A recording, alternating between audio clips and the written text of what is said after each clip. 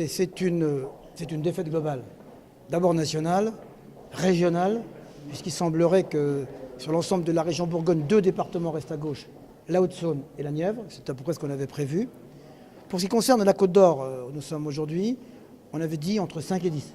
On va être à 8, je pense. On va être à 8 si la victoire à Talence se confirme, mais avec des cantons que nous pensions pouvoir garder, honnêtement.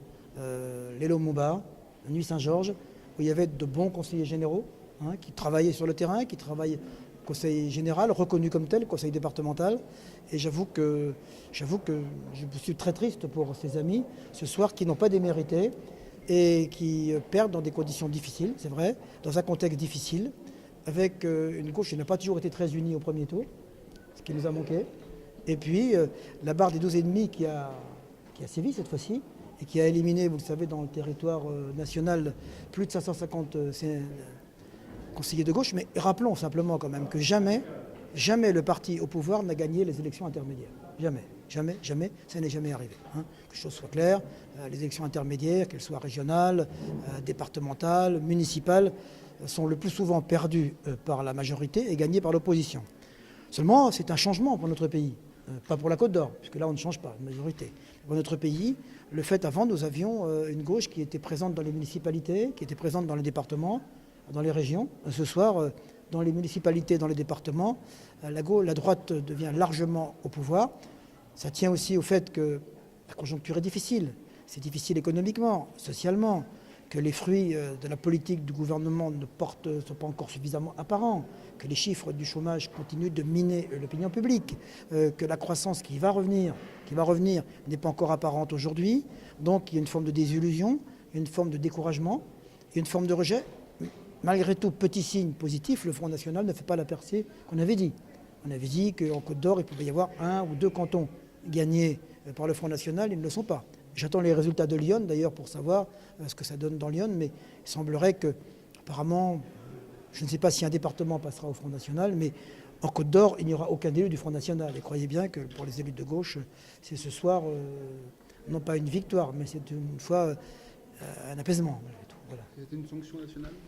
Oui, c'est une sanction nationale, bien entendu, mais on l'a tellement annoncé, on l'a tellement prévu, on l'a tellement dit, on l'a amplifié. Vous savez, on nous avait même donné 20 départements.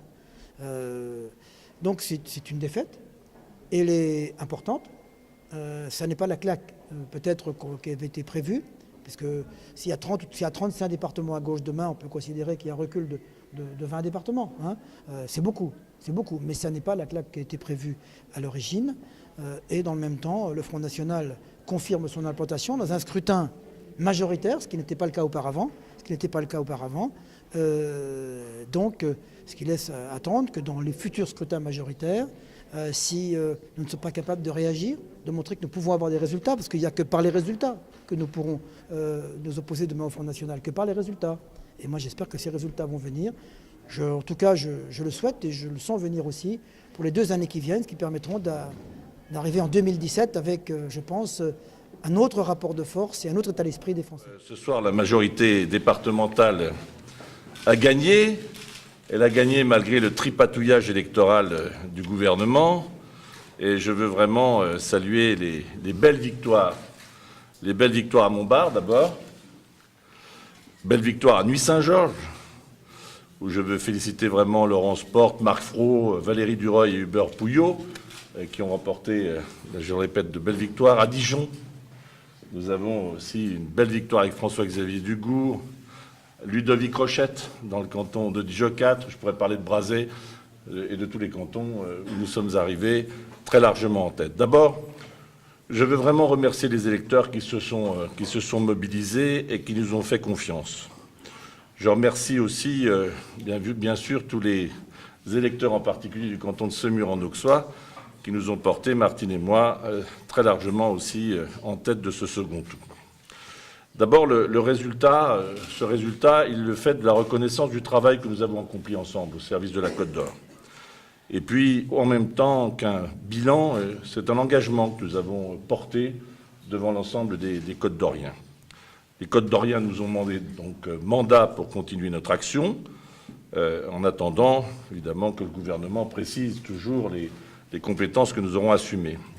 nous avons été, je le crois aussi, les seuls à porter un vrai projet pour 100% de la Côte d'Or. C'est une victoire de l'esprit d'équipe et d'un état d'esprit d'union. Je veux vraiment remercier François-Xavier Dugourc, ainsi qu'aussi les parlementaires qui se sont engagés à nos côtés. Et puis je veux aussi adresser un message. Il y a eu un désaveu cinglant pour tous ceux qui sont les diviseurs, tous ceux qui ont été des experts en manœuvres politiques. Ils devront répondre de leurs actes. Je pense notamment à ce qui s'est passé dans le canton de Talent, qui a été perdu par la faute de certains qui, je le répète, auront à rendre des comptes devant la majorité départementale. Et il faudra, pour l'avenir, tenir compte de cet état de fait. Je veux redire clairement que pour les prochains combats que nous aurons à conduire, l'union n'est pas une option. L'union, c'est une obligation, si l'on ne veut pas risquer l'élimination et la victoire de la gauche. Enfin, bien sûr que ce succès que nous avons remporté est une sanction sévère pour le gouvernement, c'est une sanction sévère pour la gauche, c'est une sanction sévère pour François Rebsamen lui-même.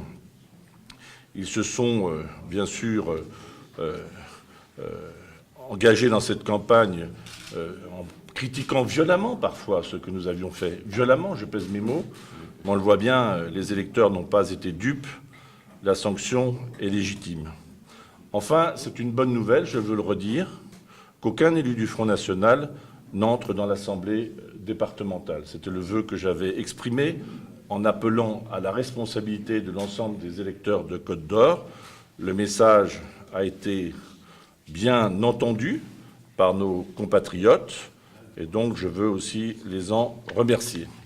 Et vous dire que dès demain, je réunirai la nouvelle majorité départementale aux côtés de François-Xavier et dès demain, nous allons nous mettre au travail au service des Côtes d'Oriens. Voilà ce que je voulais simplement vous dire. Merci à tous.